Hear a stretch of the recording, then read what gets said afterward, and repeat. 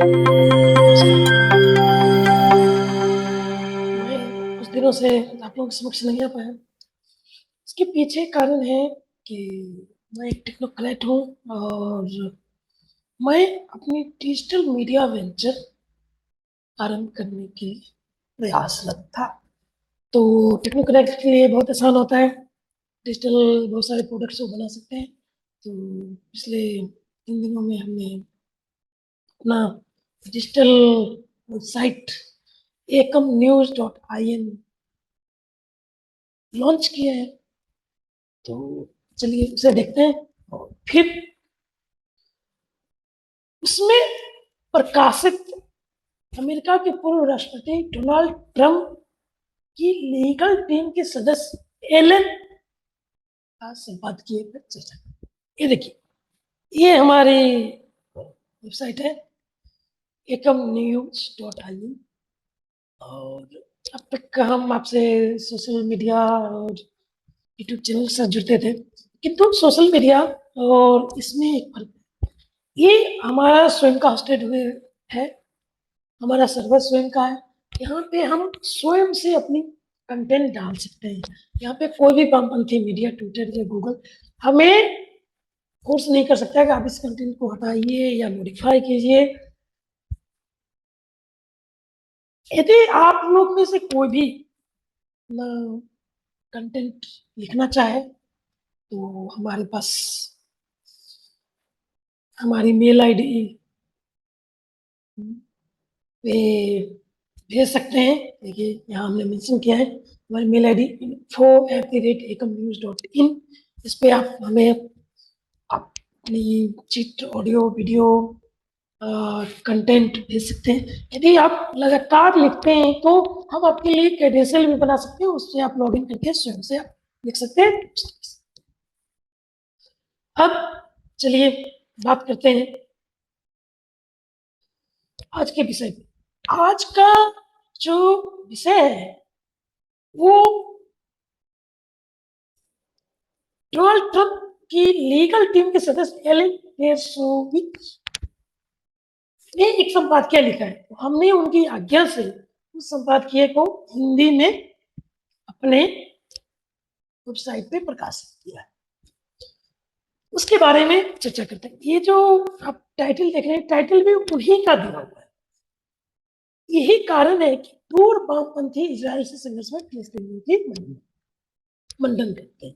यही कारण था जो इन्होंने इस संपादकीय में लिखा। वो हम जैसे जैसे स्क्रॉल डाउन करते जाएंगे आपको पता चल जाएगा क्या था।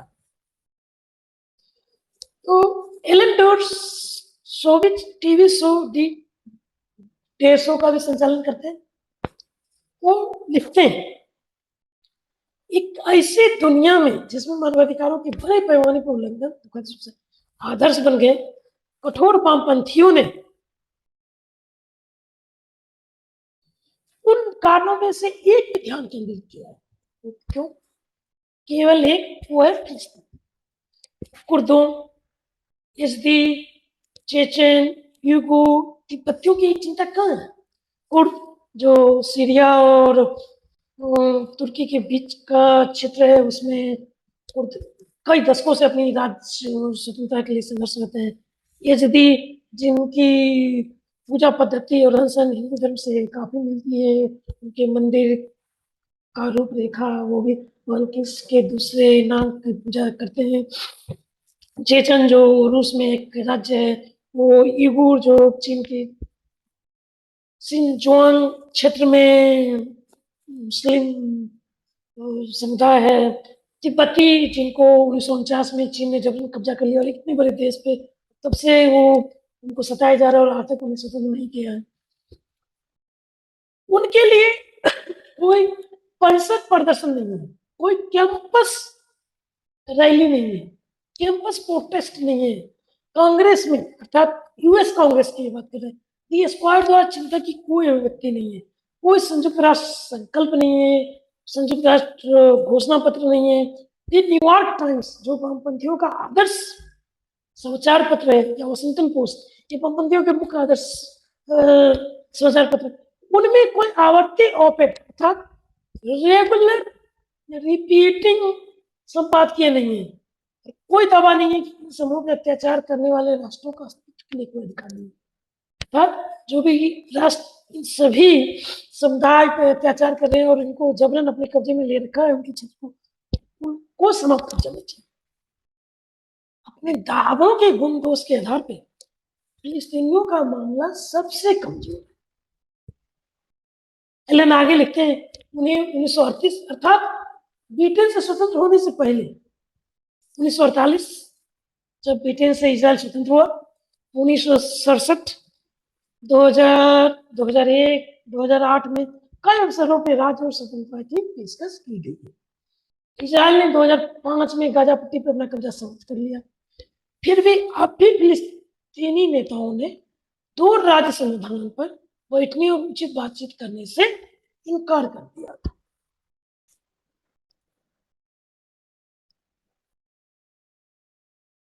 जैसा कि दिवंगत इजरायली राजनीति अब्बा एबन ने एक बार ठीक ही कहा था, फिलिस्तीनी नेतृत्व बहुत ही प्रसिद्ध कोट है, फिलिस्तीन में कभी भी कोई भी अवसर को चूकने का अवसर नहीं चूकता, अर्थात वो जितने अवसर आते हैं हर अवसर को गंवाते ही। एलेन आगे लिखते हैं, ना ही इतिहास न नैतिकता उनके पक्ष में। फिलिस्तीनी नेतृत्व ने 1940 के दशक में नाजीवाद और हिटलर के साथ, 1950 के दशक में मिस्र के अत्याचार और यहूदी विरोध के साथ, और 1960 के दशक से आगे अंतर्राष्ट्रीय आतंकवाद के साथ समझौता किया है। 1940 में जब जर्मनी में हिटलर का राज था और यहूदियों को सब जगह मारा जा रहा था, फिलिस्तीनी नेतृत्व ने तब उन्हें साथ दिया था। 1950 के दशक में मिस्र के साथ मिलकर उन्होंने यहूदियों पे हमला कर दिया था। इजराइल पे 1948 में इन लोगों ने हमला कर दिया। फिर 1960 के दशक के बाद ये हमास जो उनका नेतृत्व है गाजा पट्टी में, लगातार आतंकवाद के साथ संबंध रहा है। 1947 में संयुक्त राष्ट्र ने उस भूमि को विभाजित किया जिसे रोम के लोग फिलिस्तीन कहते थे, और यहूदियों ने इजराइल को दो क्षेत्रों में, इसने भूमध्य सागर के साथ भूमि का एक टुकड़ा और यहूदियों को नेगेव नामक एक गैर कृषि योग्य स्थान प्रदान किया, जो दो भाग में विभाजित हुआ। तो एक भाग जो यहूदियों को दिया गया वो गैर कृषि योग्य था, पूरी तरह से रेगिस्तान। उसको यहूदियों ने बाद में साइंटिफिक टेक्नोलॉजी ला के उसमें शोध करके वो से कृषि योग्य बनाया, और उस क्षेत्र में वो बहुसंख्यक थे, और अरबों को एक बहुत बड़ा भाग कृषि योग्य क्षेत्र दिया गया। यहूदियों ने अपनी भूमि पर राज्य का दर्जा घोषित किया। अब फिलिस्तीनियों ने क्या किया, अपनी भूमि पर राज्य का दर्जा घोषित करने के बजाय उन्होंने और आसपास के अरब देशों अर्थात सीरिया, जॉर्डन, मिस्र और लेबनान, इन सब ने मिलकर इजराइल पे हमला कर दिया, और ये युद्ध एक वर्ष से अधिक चली। 1948 से जुलाई 1949 तक चली। जब युद्ध विराम हुई तो अरब पूरी तरह हार गए और यहूदियों ने और अधिक भूमि पर कब्जा कर लिया।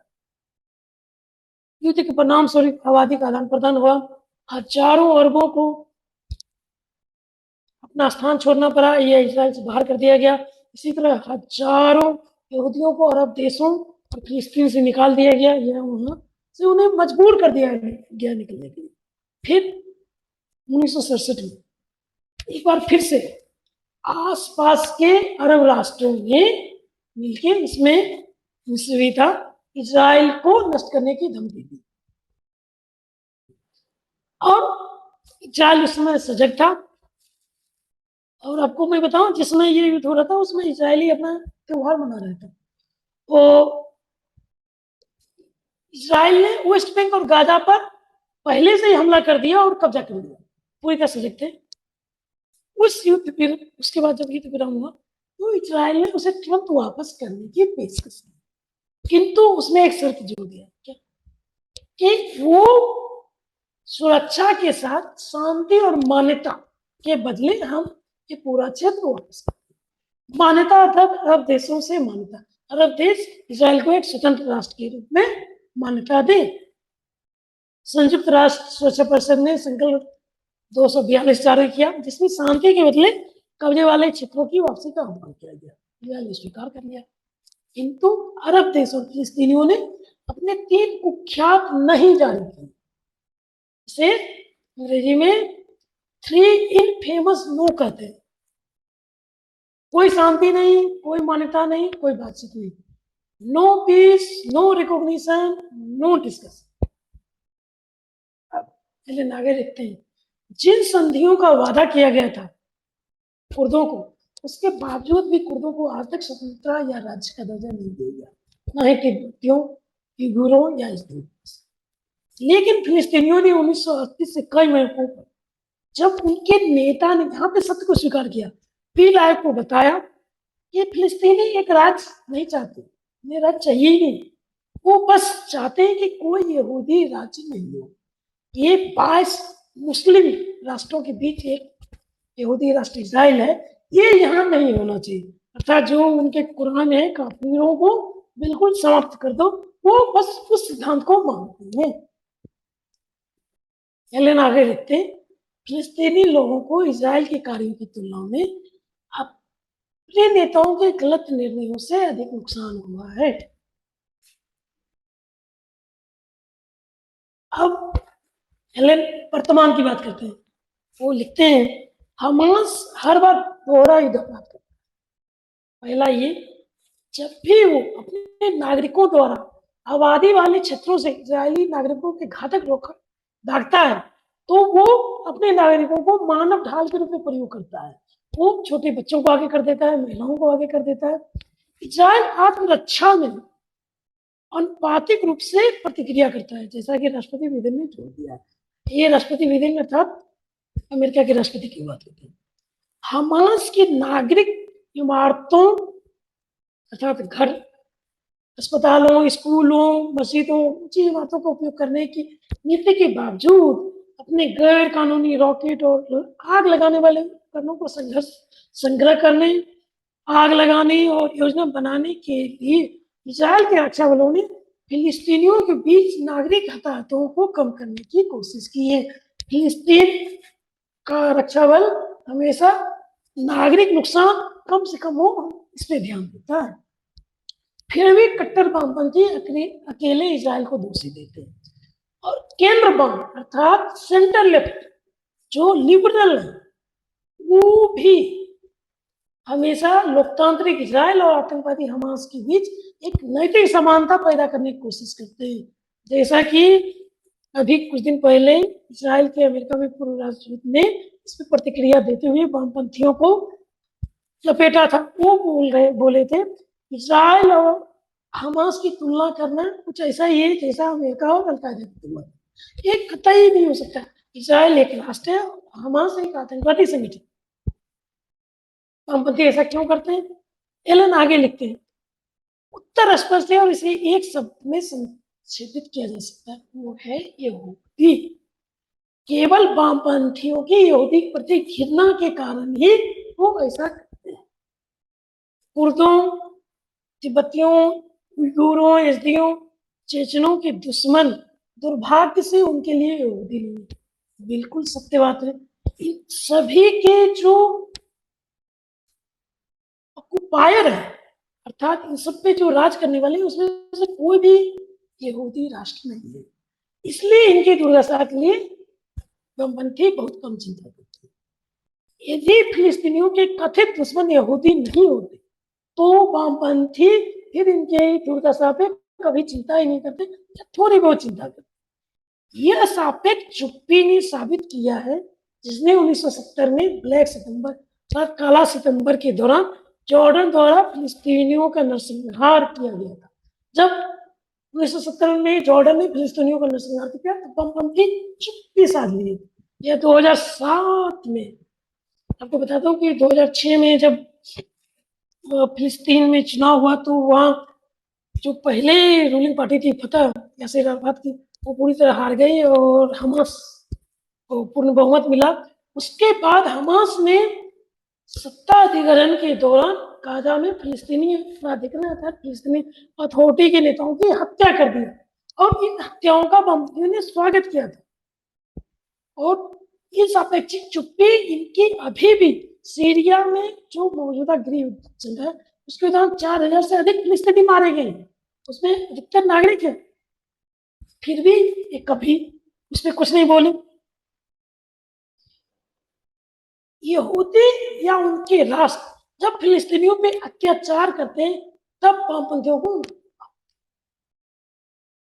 अब एलेन आगे लिखते हैं, जब संयुक्त राष्ट्र अमेरिका इजराइल के सहायता प्रदान करता है तो अमेरिका जॉर्डन और मिस्र के लिए बड़े बड़े सहायता प्रदान करता है। ये सभी अरब मुस्लिम देश है।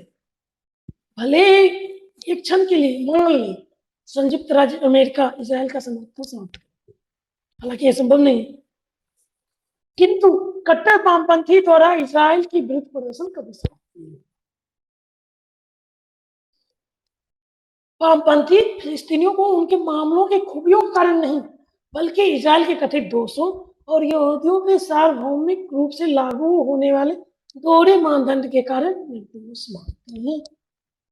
वो वामपंथी फिलिस्तीनियों को इसी कारण निर्दोष मानते हैं क्योंकि वहां अत्याचार करने वाला यहूदी है या इजराइल, यही दुखद बात है। CIA के पूर्व निदेशक जॉन ब्रेन ने जब इस दोहरे मानदंड को स्वीकार किया तो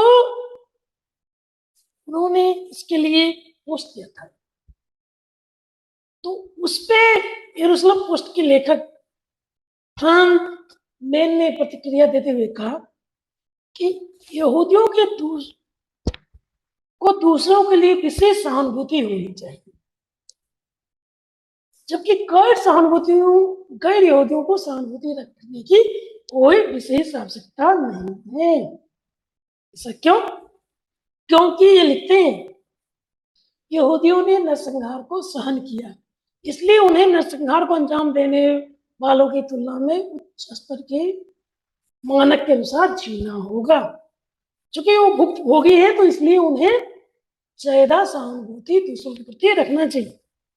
यह परोपकारी दोहरा मानक स्क्वाड और अन्य के सदस्यों द्वारा लगाए गए दोषपूर्ण मानक की तुलना में दयालु लग सकता है, किंतु इसका एक ही प्रभाव है, तो ये इजराइल अपने नागरिकों को रॉकेट और आतंकवाद से बचाने के लिए अन्य देशों की तुलना में कम काम करे। अब एलन आगे लिखते हैं, जबकि होना ये चाहिए विशेष रूप से फिलिस्तीनियों से कि और उनके नेताओं से कि वो भी उसी मानक को पूरा करें जैसा इजराइल से अपेक्षा की जा रही है। वो भी इजराइल के विरुद्ध जबरन रॉकेट ना फेंकें, जबरन बमबारी ना करें। अब तक फिलिस्तीनी उस मानक को पूरा करने में विफल रहे हैं। अंत में एलन अपनी संपादकीय को समाप्त करते हुए लिखते हैं, मैं एक शांतिपूर्ण राज्य के लिए फिलिस्तीनियों के वैध अधिकारों का समर्थन करता हूँ।